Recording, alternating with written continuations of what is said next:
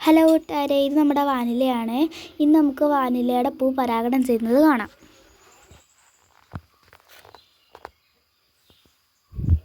ഇത് കണ്ടോ, ഇത് നമ്മൾ കഴിഞ്ഞ ദിവസം പരാഗണം ചെയ്തതാണ്. ഇത് പിടിച്ചിട്ടുണ്ട്. നമ്മൾ പരാഗണം ചെയ്തത് പിടിച്ചിട്ടുണ്ടെങ്കിൽ അതിൻ്റെ പൂവ് കൊഴിഞ്ഞു പോവില്ല. ഇത് കണ്ടോ, ഇതുപോലെ.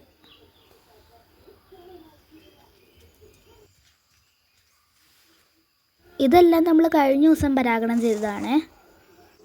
ഇത് കണ്ടോ, ഇത് ചെയ്തത് ശരിയായില്ല, അതുകൊണ്ട് ഇതിൻ്റെ പൂവ് കൊഴിഞ്ഞു പോയി. ഇതും അതുപോലെയാണ്.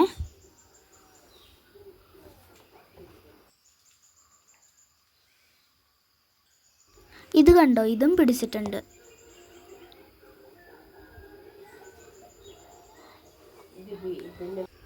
ഇത് വളർന്ന് വലിയ ബീൻസ് പോലെയാവും. അതാണ് നമ്മൾ വിളവെടുക്കുന്നത്.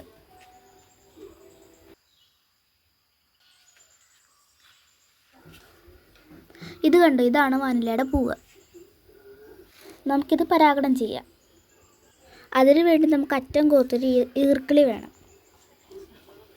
ഇതുപോലെ പതുക്കെ അത് മാറ്റണം.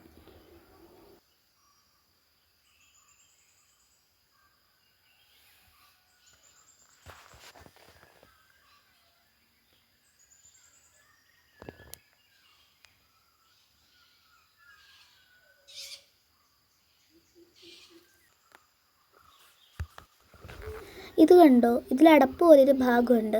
അത് പതിയെ ഈർക്കിളി കൊണ്ട് നിവർത്തണം. എന്നിട്ട് അതിൽ ഒരു തുമ്പിക്കായ് പോലത്തെ സാധനമുണ്ട്. അത് അതിൻ്റെ ഉള്ളിലോട്ട് പതിയെ വെക്കണം. എന്നിട്ട് പതുക്കെ അമർത്തണം. ശക്തിയായിട്ട് അമർത്തിയാൽ പൂ ഒടിഞ്ഞു പോകും.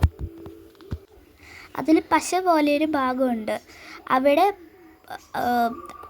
അവിടെ അതിലേക്ക് പൂവമ്പൊടി ചേർത്ത് വയ്ക്കുമ്പോഴാണ് പരാഗണം പൂർത്തിയാവുന്നത്.